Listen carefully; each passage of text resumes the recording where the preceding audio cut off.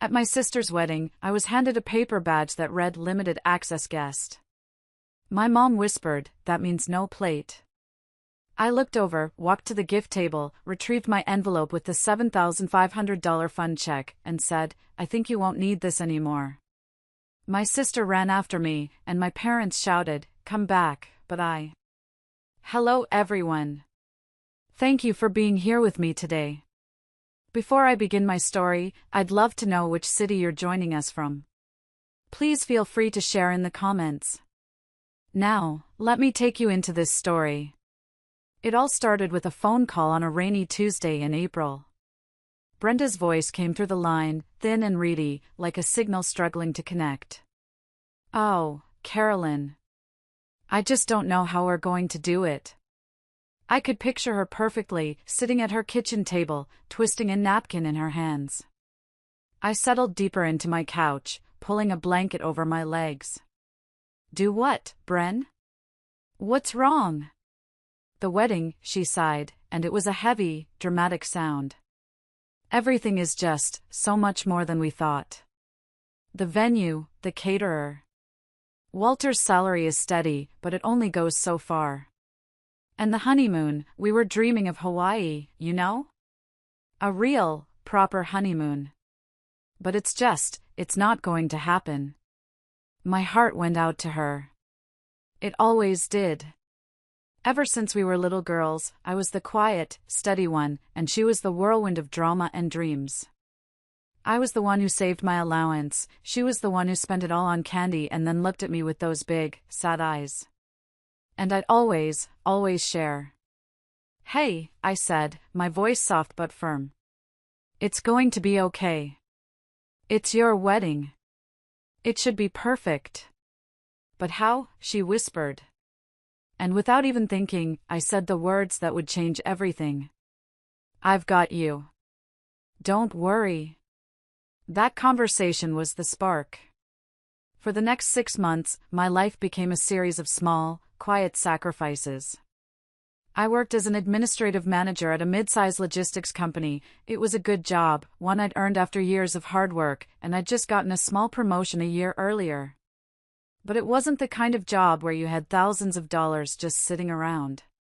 So, I started picking up extra shifts, offering to handle the weekend reports that nobody else wanted. My boss was thrilled. My social life, not so much. My best friend, Susan, called me one Friday night. "Carolyn, we're all going out for dinner and drinks at the Oak Room. You have to come. You've been a ghost for months." I looked at my own dinner, a bowl of leftover chili, and sighed.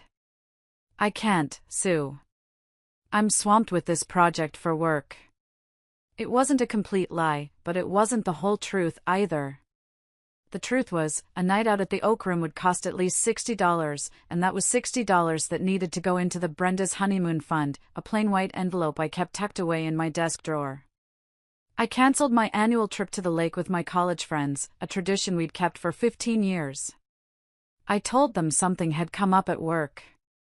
I drove my 10-year-old sedan even when it started making a funny rattling noise, putting off the trip to the mechanic.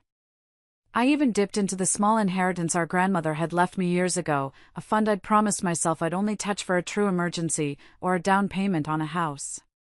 To me, my sister's happiness felt like an emergency.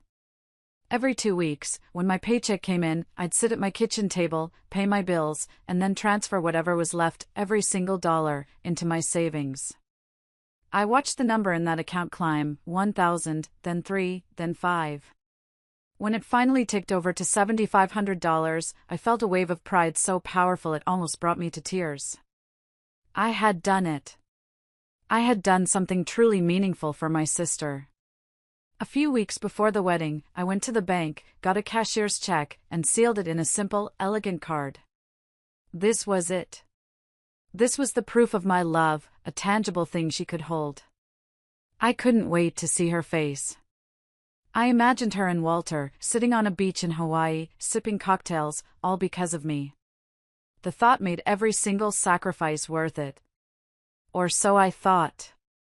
The day of the wedding arrived, bright and clear. I spent the morning feeling a bubbly mix of excitement and anticipation. I chose my dress carefully, a simple, elegant navy blue dress that I'd bought on sale. I did my hair, put on a little makeup, and felt genuinely happy. This was my big sister's big day. I drove to the church for the ceremony. It was beautiful, of course. Quick, pretty, the kind of thing that's all a blur of white lace and polite applause. Brenda looked radiant, and Walter looked nervous but happy. I managed to catch Brenda's eye for a second as she walked back down the aisle, and I gave her a huge, beaming smile. She sort of nodded in my direction, but she was quickly swept away by the crowd. I chalked it up to nerves. It was her wedding day, after all. I wasn't expecting a red carpet treatment. The real event, the reception, was at a fancy country club about 20 minutes away. I arrived, parked my rattling car between a Lexus and a BMW, and walked toward the grand entrance. The sun was warm on my shoulders, and I could hear the faint sound of music and laughter from inside. As I stepped into the foyer, I saw the check-in table. It was draped in white linen, with two smiling women sitting behind it. I got in line behind a couple who were laughing about something on their phone. When they got to the front, one of the women handed them these beautiful, shiny, envelope-style badges. They were trimmed in gold, with their names and table number, Table 8, written in perfect calligraphy. They pinned them on and walked inside, still smiling. Then it was my turn. I stepped forward, giving the woman my name. Carolyn Miller. She didn't look up. Her finger slid down a printed list. She stopped, then reached under the table and pulled something out. It wasn't shiny. It wasn't gold-trimmed. It was a flimsy piece of white paper, the kind you'd get at a visitor's desk in an office building, stuck inside a cheap plastic sleeve with a safety pin on the back. Printed on it, in thick, black, block letters, were 3 words, "Limited Access Guest." I just stared at it. For a second, my brain refused to process what I was seeing. Limited access? What did that even mean? I looked at the list on her table, trying to see my name, but she had it angled away from me. I thought, this has to be a mistake. A vendor mix-up. Something. Excuse me, I started to say, my voice sounding weak.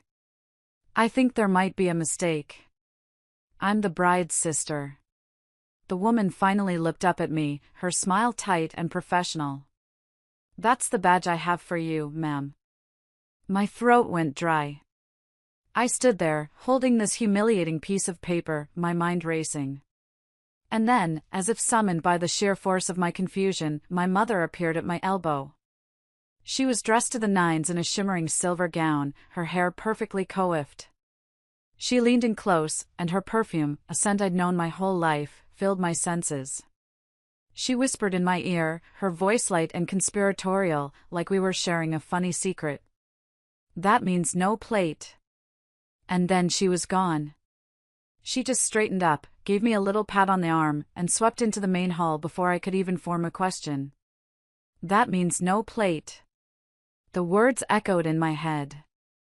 I waited for her to turn around, to wink, to let me in on the joke. But she never looked back. I was left standing there, alone in the foyer, with a cheap paper badge in my hand and my mother's cruel whisper ringing in my ears.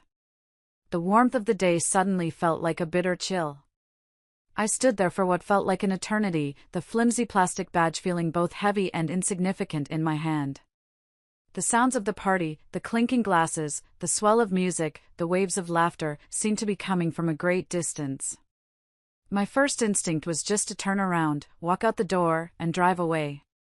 But a stubborn little part of me, the part that had sacrificed for 6 months, refused to believe it. This is a misunderstanding, I told myself. A really, really weird misunderstanding. Mom must have been joking. It was a bad joke, but a joke nonetheless. Clutching that ridiculous badge, I forced my feet to move. I walked into the main hall, my eyes scanning the room, desperately looking for evidence to prove my own theory right. The room was stunning. Huge chandeliers dripped with crystals, casting a golden glow over dozens of round tables draped in white cloths. At the center of each table was an elaborate floral arrangement. Servers were already moving gracefully between the tables, placing dishes in front of seated guests. My heart started to pound a slow, heavy rhythm against my ribs. I made my way to the front of the room where a large, ornate seating chart stood on an easel. It was a beautiful board, with names written in the same elegant gold calligraphy as the other guests' badges. I ran my finger down the alphabetical list, searching for my name. L.M. Miller. There it was. Miller, David. Miller, Patricia. My parents. They were at table 2, the main family table, right next to the head table. But my name, Carolyn Miller, it wasn't there. A knot of ice formed in my stomach. Okay. Fine. Maybe I wasn't at the main table. Maybe they put me at another table with cousins or something. I scanned the entire board, my eyes darting from name to name, my breathing getting shallower. Table 3 and 4 and 10, 15, nothing. My name was not listed anywhere. No chair. No plate. Not even a name card tucked away at a forgotten table in the back corner. I wasn't a guest. I wasn't even family. I was a placeholder, a loose end they hadn't bothered to snip. The label on my badge suddenly made a horrifying kind of sense. Limited access. Access to what? The ceremony, apparently. Access to the gift table. But not access to a meal, to a seat, to a place among the people I was supposed to belong to. I backed away from the seating chart and found a spot near the wall, trying to make myself as small as possible. I felt 100 pairs of eyes on me, even though no one was looking. I could feel the cheap plastic of my badge against my dress, branding me. I watched as everyone settled in. I saw my sister, Brenda, raise a glass for a toast, her smile dazzling. I saw my parents clapping, their faces beaming with pride. I saw Walter lean in and kiss Brenda's cheek while people snapped photos. They all looked so happy, so perfect, existing in a world where I apparently didn't have a seat at the table. I waited. I stood there against that wall, telling myself that someone, anyone, would notice me. That Brenda would see me, her eyes would widen in horror, and she'd rush over, saying, "Oh my God, Carolyn, there's been a terrible mistake." That my dad would catch my eye and wave me over. That my mom would come back and say, "I was just kidding, you silly goose, come sit down." No one did. They saw me. I know they did. I made eye contact with my mother once. She just gave me a tight little smile and turned back to her conversation. My father glanced my way, a flicker of something unreadable in his eyes, and then looked away. They saw me standing there, dateless, seatless, and alone. And they didn't care. That was the moment the ice in my stomach shattered into a million sharp, painful pieces. It wasn't a mistake. It wasn't an oversight. It was deliberate. The realization hit me not like a wave, but like the calm, cold certainty that comes after a storm. All the love, the sacrifice, the months of scrimping and saving, it all felt like a joke. And I was the punchline. I looked at my family, laughing and celebrating at their table, and I felt nothing but a profound, empty silence in my head. There was no screaming, no crying. The hurt was so deep it was quiet. And in that quiet, a single, clear thought emerged: no. You don't get to do this to me. I pushed myself off the wall. My movements felt deliberate, almost robotic. I turned my back on the main hall and walked out into the foyer, back to the entrance where the gift table stood. It had been crowded earlier, but now it was quiet, attended only by a single staff member who was busy organizing gift bags. There were a few scattered envelopes and boxes on the table. I spotted mine immediately. It was a plain white envelope, a little bent at the corner from when I'd placed it down earlier. It was the only one that wasn't sealed with a fancy sticker or a ribbon, just folded closed. It looked as plain and out of place as I felt.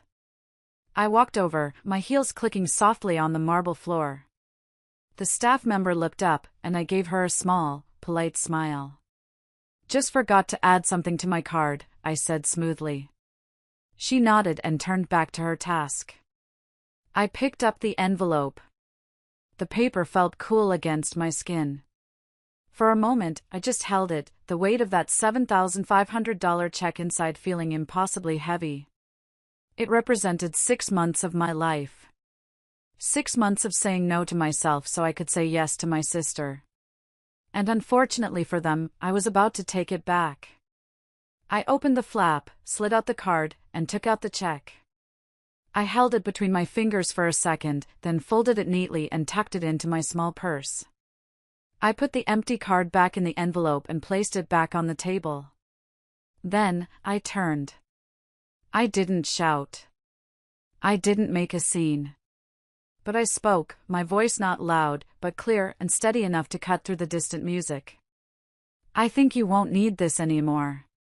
I didn't wait for a reaction. I turned and walked toward the exit, my posture straight, my head held high. I didn't make it 10 steps. First, I heard the sound of a chair scraping violently against the floor.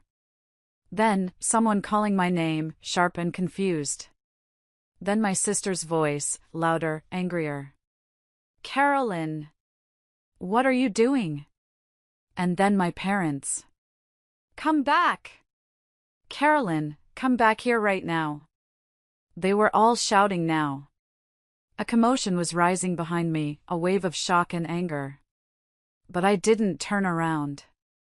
I didn't break my stride. I walked calmly out of the grand entrance, into the late afternoon sun. I walked to my car, started the engine, which, of course, made that rattling noise, and drove off without a single glance in the rearview mirror. They could toast and dance all they wanted.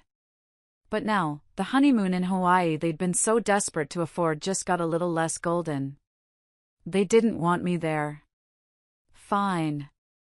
But they wouldn't get to use me either. The quiet girl who always shared her candy was finally done sharing. I didn't sleep that night. Not because I was angry, though I was.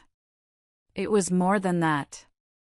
Every detail of what happened kept replaying in my head in a perfect, painful loop, like a movie burned onto the inside of my eyelids.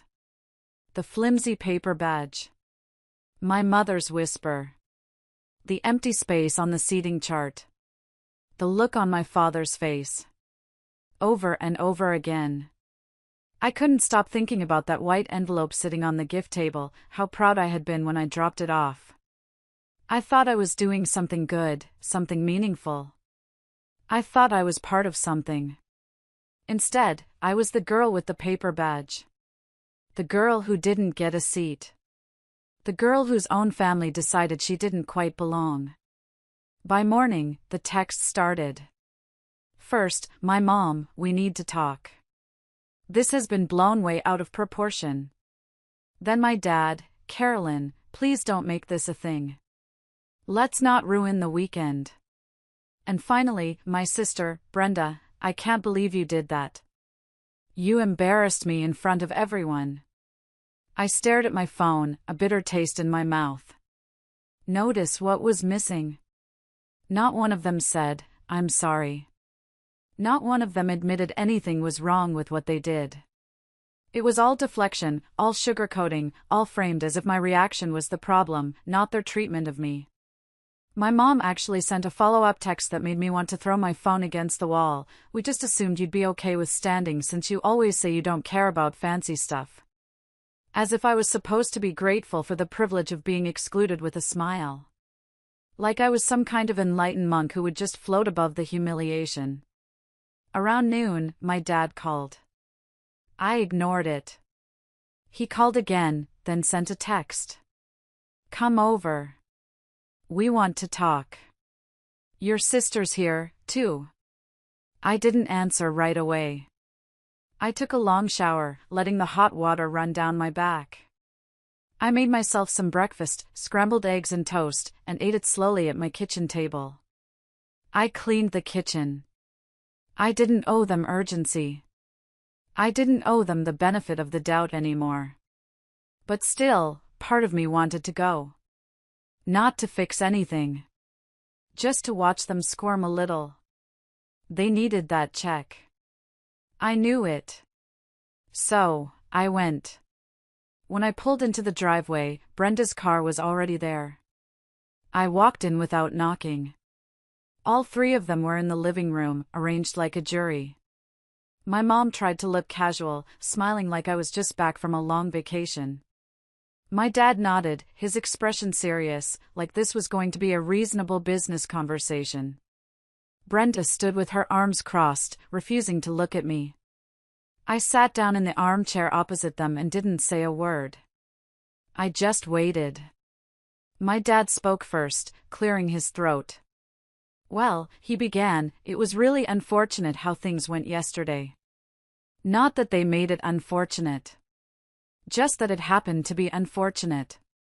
My mom followed with some lines about miscommunication and logistics. She used the word oversight 3 times, as if I had just slipped through the cracks of a spreadsheet error. Brenda finally spoke, her voice sharp. I still can't believe you walked out and took your gift back. What were you thinking? I listened to it all, nodding occasionally.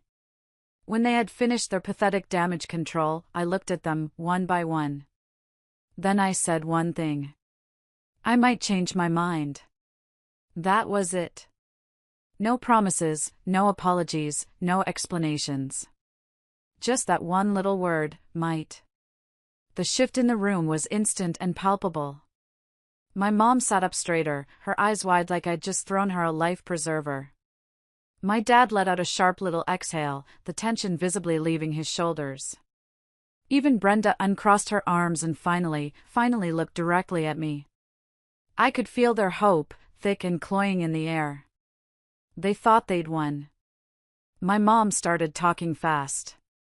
Oh, Carolyn, that would be so generous. That money would go directly to the honeymoon, you know that. We don't want this little thing to hang over us forever. My dad chimed in about how families have rough moments, but they get through them. Brenda didn't say thank you. Not even then.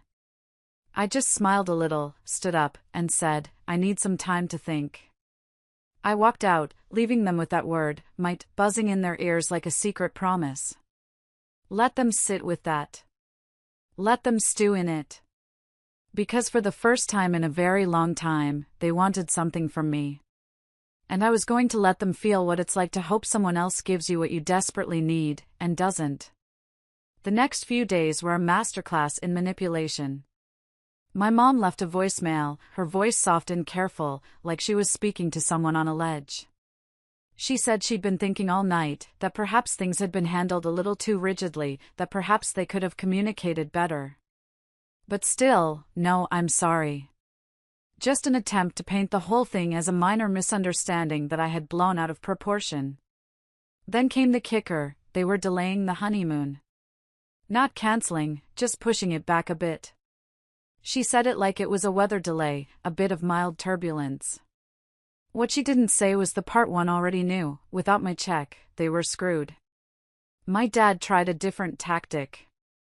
He called and played the flattery card. I'm so proud of the woman you've become, Carolyn, he said, his voice smooth. Successful, stable, dependable. You should be proud of yourself for having something to offer. Then he got to the point. We trust your judgment. I know you'll make the right call. The message was clear, you're the responsible one, so be responsible and give us the money. That was the moment I remembered the car. About 6 months earlier, my dad's old station wagon had finally given up the ghost. I had a second car, an older but reliable sedan that I mostly used for weekend errands. They asked if they could borrow it for a week or two while they sorted things out. A week turned into a month, then 2. Every time I asked about it, my dad had an excuse. They were waiting for a part. The mechanic was busy.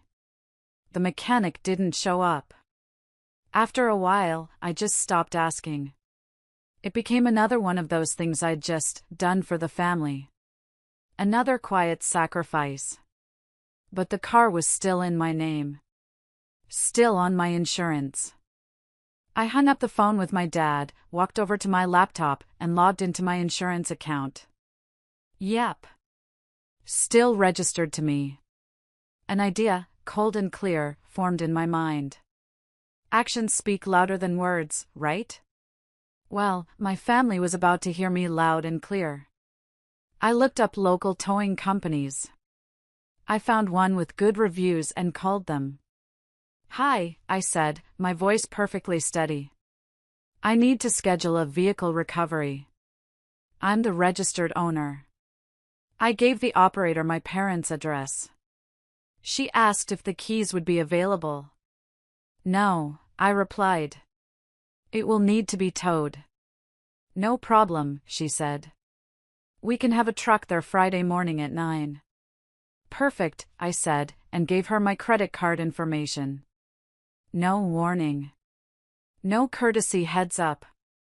Just a scheduled tow for Friday at 9:12 a.m. I spent the next 2 days in a state of calm anticipation. Friday morning came. I made myself coffee and sat by the window, my phone on the table in front of me. At 9:15 a.m., it rang. It was my mom. I let it go to voicemail. It rang again immediately. I let it go again. A third time. Finally, I picked up. "Hello?" I said, my voice neutral. "Carolyn," she shrieked, her voice panicked. "There's someone outside. There's a tow truck in the driveway. They're hooking up the car. Did you do this?" "Yes," I said simply. There was a moment of stunned silence on the other end of the line. I could hear my dad yelling something in the background, probably at the tow truck driver. "Why?" she finally asked, her voice a strained whisper. "Why would you do that?" "I'm changing insurance companies," I said, which wasn't a lie. I had been meaning to for months. It's just easier to have the vehicle at my own place while I sort out the paperwork. "But we need the car," she sputtered. "We have plans. This is so inconvenient." I could hear my dad now, his voice getting louder and angrier in the background. "Tell him to get his hands off my car," he roared, forgetting, apparently, that it wasn't his car at all. I took a slow sip of my coffee. "Then maybe you should borrow one," I said, my voice cool. "Or rent one. Or figure something out. That's what I'd have to do, right?" There was another pause. Then, my mother's voice dropped, full of accusation. "This is about the wedding, isn't it?" "No, Mom," I said, and for the first time, I felt like I was speaking the complete, unvarnished truth. "This is about patterns." And I hung up. The silence after I hung up on my mother was profound. For the rest of the day, I expected a flood of angry calls or texts. Nothing. It was an eerie, unsettling quiet. They were probably panicking, trying to figure out their next move now that one of their essential resources, my car, had been taken away. It felt like I had finally, after all these years, changed the rules of the game, and they didn't know how to play anymore. That evening, I was curled up on the couch, trying to watch a movie but mostly just staring at the wall, when my phone buzzed with a message from a number I didn't recognize. My first instinct was to ignore it, assuming it was one of my parents trying a new tactic. But something made me look. The message read, "Hey Carolyn, this is Walter. Brenda's fiancé. I hope this isn't out of line." My heart skipped a beat. Walter? Why was he messaging me? Another message popped up before I could reply. "I don't know everything that happened at the reception, but I saw what they did with the seating and the badge. I just want you to know I'm really, truly sorry. You didn't deserve that." I stared at the screen, reading the words over and over. It was the first apology I had received from anyone. And it came from the person I least expected. Walter had always been quiet, a bit shy, usually overshadowed by Brenda's big personality. I never really knew what he thought about anything. To know that he had seen what happened and that he thought it was wrong felt validating. It was like a single, steady light in a dark room. I took a moment before I typed back. "Thank you for saying that, Walter. I really appreciate it." His reply was almost instant. "I just wish you'd stayed. I think everything would have played out differently if you'd been there longer." I didn't agree with that part. I knew that staying would have just meant enduring more humiliation in silence. But I didn't argue. I wasn't going to dump my bitterness on the one person in this whole mess who seemed to have a working moral compass. I just sent back a simple, "It means a lot that you reached out." That small exchange changed something in me. It broke through the feeling of complete isolation. I wasn't crazy. I hadn't overreacted. What they did was wrong, and someone else saw it too. It was a small thing, a few lines of text on a screen, but it felt like being handed a shield. It strengthened my resolve. It made me feel less like a lone soldier and more like someone who was, justifiably, defending her own ground. The quiet from my parents and sister continued, but now, it felt less like a punishment and more like the silence of cowards. And I knew, with more certainty than ever, that I was done letting them get away with it. A few days after the car was towed, I decided it was time to stop waiting for them to make a move. I was going to make one of my own. I drove over to my parents' house unannounced. I parked across the street and walked in through the front door without knocking. My dad was in the living room watching the news. He flinched when he saw me, a deer caught in headlights. My mom walked out of the kitchen, wiping her hands on a towel, her face a mask of rehearsed nonchalance. "Carolyn." "I didn't know you were coming," she said. "I know," I replied, sitting down at the kitchen table. They didn't offer me coffee, which was a first. The air was thick with unspoken tension. My dad muted the TV and leaned forward, gearing up for a pitch. "Listen, honey," he started, "we've talked to Brenda. She's just so upset about everything. She never intended for you to feel excluded. The wedding was just so stressful, you know? So many decisions." My mom added that they'd been looking at alternative honeymoon options. "Something smaller," she said, her voice dripping with martyrdom. "More local." I let them talk, their weak excuses washing over me. When they were done, I nodded slowly. Then I looked them both in the eye. "I might be able to help," I said. The relief on their faces was immediate and sickeningly transparent. "But," I continued, letting the word hang in the air, "I was thinking maybe I'd put it in the form of a loan." The room froze. You could have heard a pin drop. What kind of terms?" my dad asked, his voice strained. "Monthly repayments with interest," I said calmly. "Nothing crazy. But it's a lot of money." "I think it's fair. We'd need a formal contract, something a lawyer could draft up to make sure we're all protected."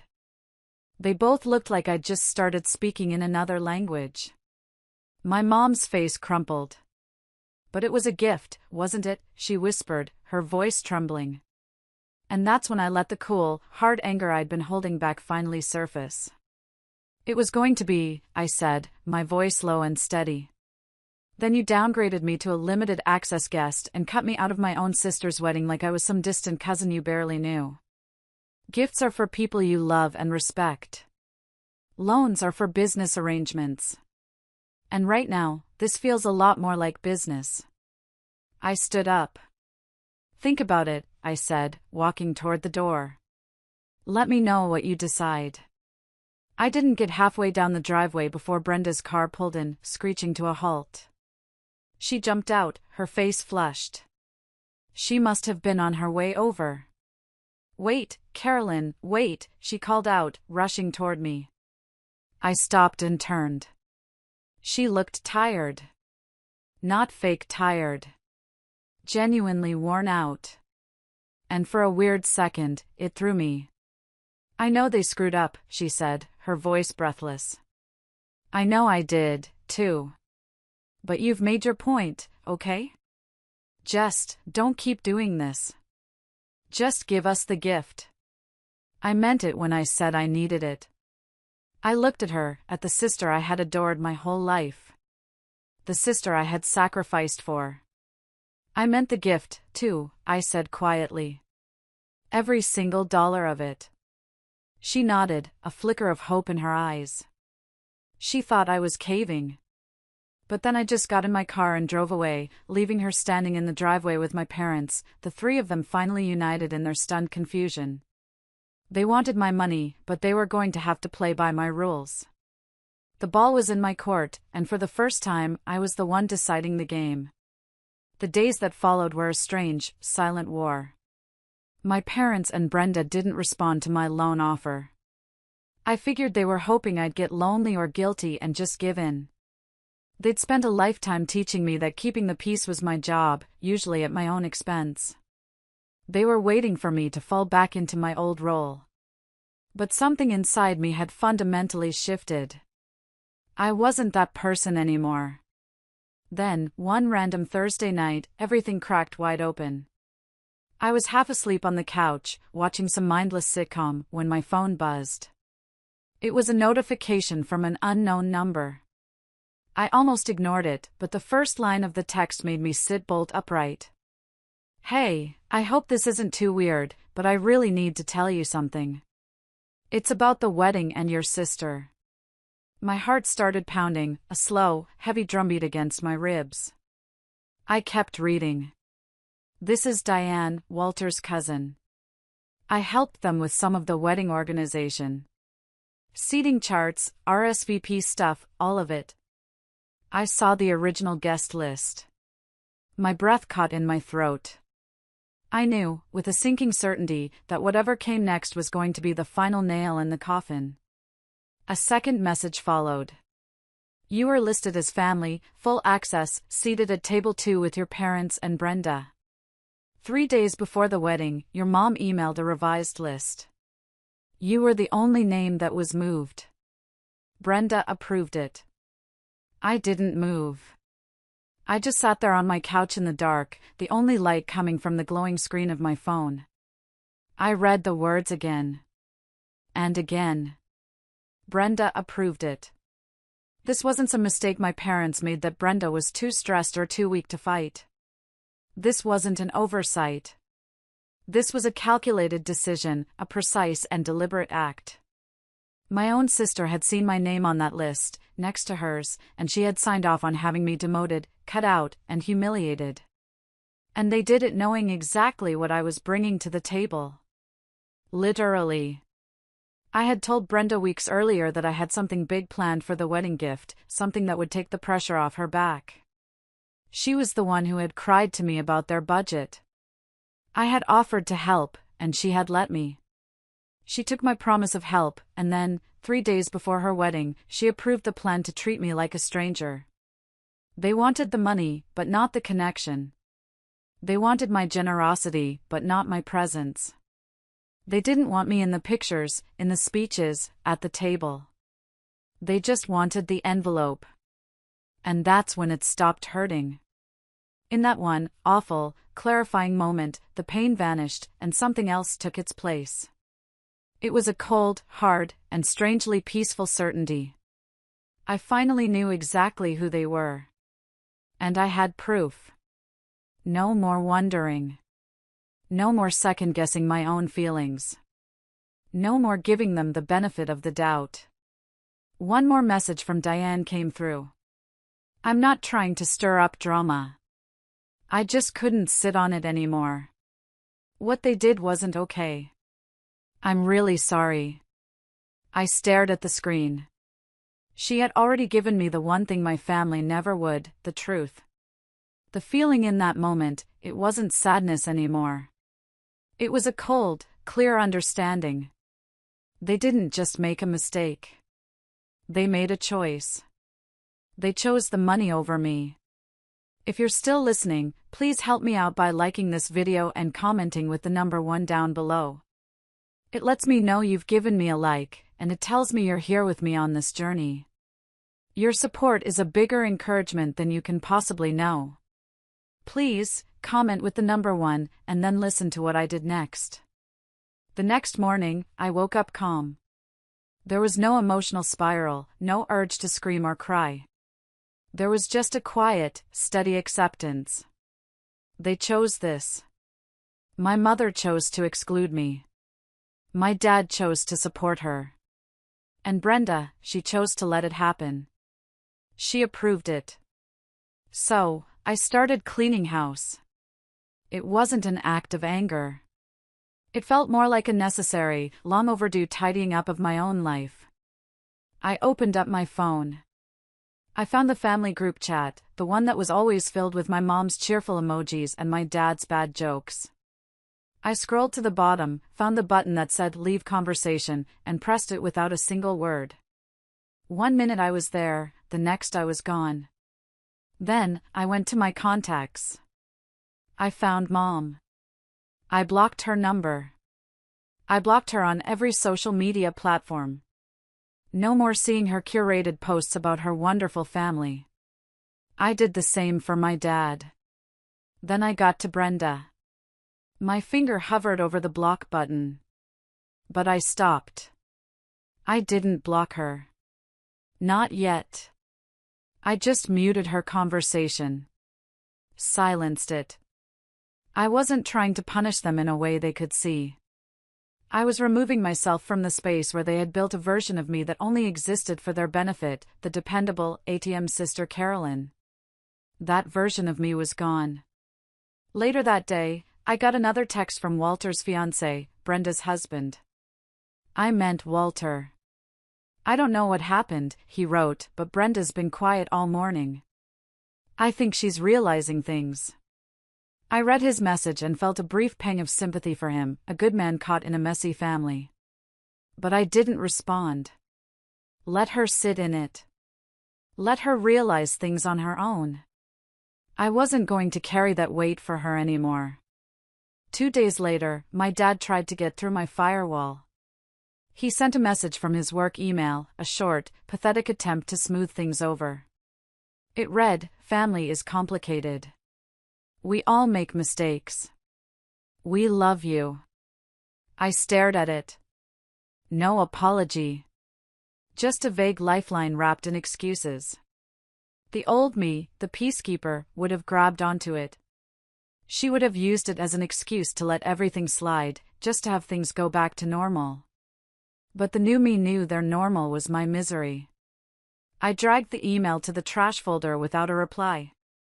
I went to my computer, found the file on my desktop labeled loan terms, and I deleted it. They weren't getting the money as a loan. They weren't getting it as a gift. They weren't getting anything. That door was now closed, locked, and bolted. The silence that followed felt different. It wasn't the tense, waiting silence from before. It was a clean, empty space. A space that was finally mine.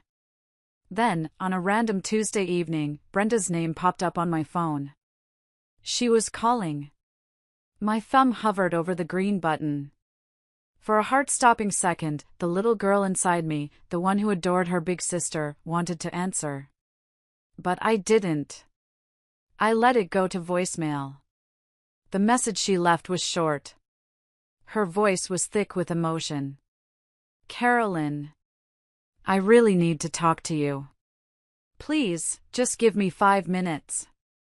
I know I don't deserve it, but I'm asking anyway." I listened to it once. Then I set my phone down, put on my sneakers, and went for a long walk. No music, no distractions, just the sound of my own footsteps on the pavement and the quiet evening breeze. It was the most peaceful I had felt in months. I was finally breathing my own air. My birthday was coming up in a couple of weeks. For years, my mom had always made a big deal out of it, insisting on a family dinner at my favorite Italian restaurant. I had even, foolishly, made a reservation weeks ago, holding on to a sliver of hope that they might somehow pull their heads out of the sand. That hope was gone now. The day after Brenda's call, I cancelled the reservation. There would be no family dinner. A few days before my birthday, a letter arrived in the mail. It was a thick, cream-colored envelope, and I recognized my mother's careful, looping handwriting immediately. There was no return address. I opened it. The letter was 2 pages long. She wrote about how much she missed me, how family wasn't the same without me, how mistakes were made and maybe things got out of hand.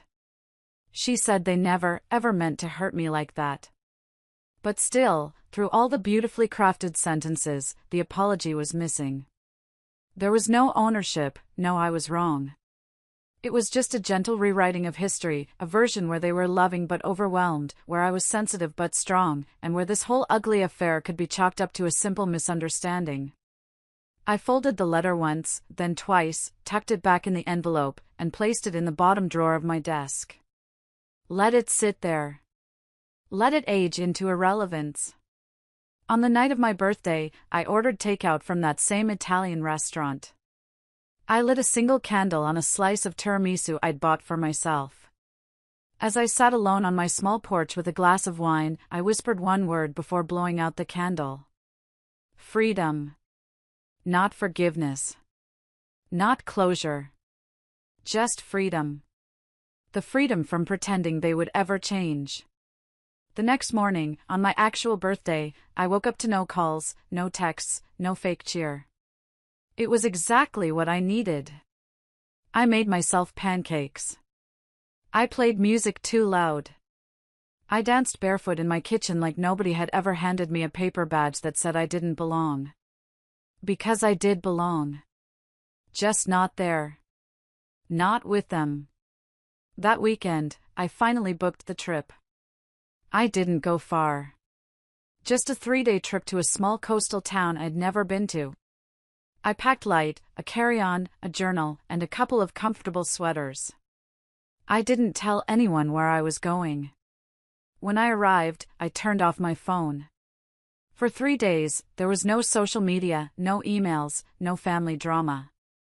Just the sound of the ocean waves, the smell of salt in the air, and the quiet that comes from finally, truly being alone.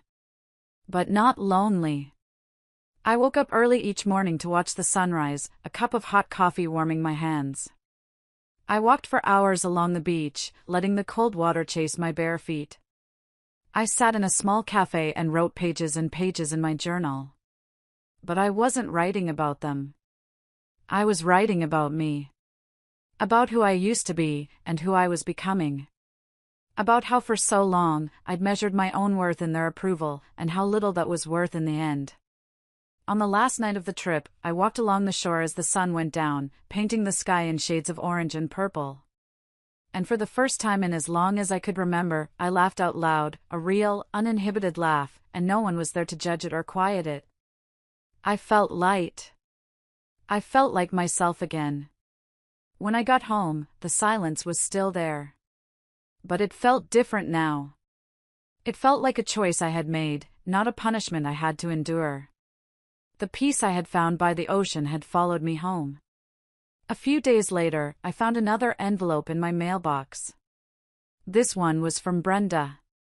It wasn't my mother's elegant stationery. It was just a plain white envelope. Inside, there was a folded note and a printed photograph. The photo was from our childhood, taken at a summer barbecue in our backyard. We were maybe 8 and 10. I had chocolate ice cream smeared all over my face, and Brenda was laughing, her arm around my shoulder, reaching out to wipe it off with her sleeve. We both looked so happy, so whole. Before all the complications, before they learned how to make me feel small. I unfolded the note. Her handwriting was messy, rushed. Carolyn, it began. I messed up. I know I did. I didn't stop it when I should have. I was scared of making things worse, and instead I let them get worse. I don't expect forgiveness, but I needed you to know. I'm sorry. I stared at the photo for a long time. Then I looked at her words.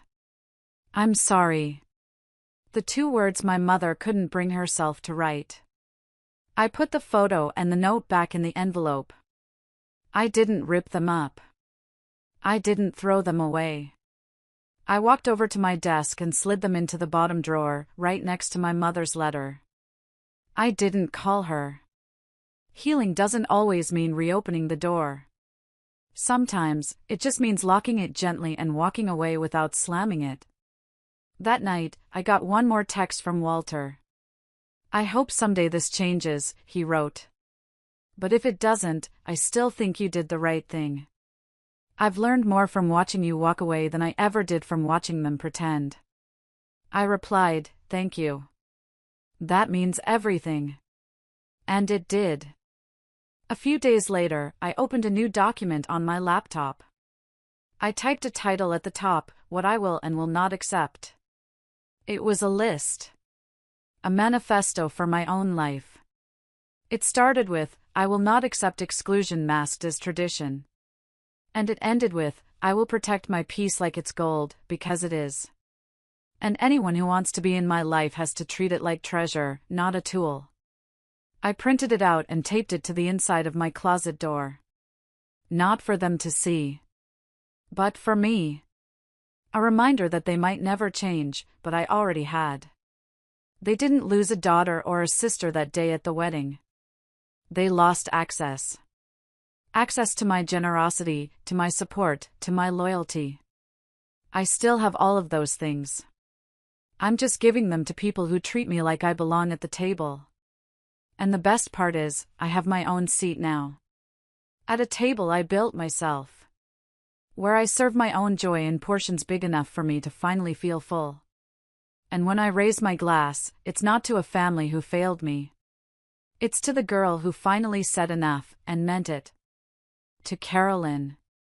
To me. To freedom. As the story closes, we are left with a profound reminder that self-worth is not determined by others, but by the boundaries we set and the respect we demand for ourselves. Carolyn's journey teaches us the importance of standing firm when faced with betrayal, even if it comes from those closest to us. Her strength in reclaiming her voice and walking away from an environment that failed to honor her value is a testament to the power of self-respect and resilience. This story also highlights the delicate balance between forgiveness and self-preservation. While forgiveness may heal wounds, it doesn't always mean reopening doors that were closed for good reason. Carolyn's choice to protect her peace rather than endure further hurt is a lesson in prioritizing one's emotional well-being over the expectations of others. It takes courage to step away, but sometimes, it's the only path to true freedom. What does this story mean to you? Have you ever had to make a difficult decision to protect your peace? Share your thoughts below or drop a good in the comments if this reflection resonates with you.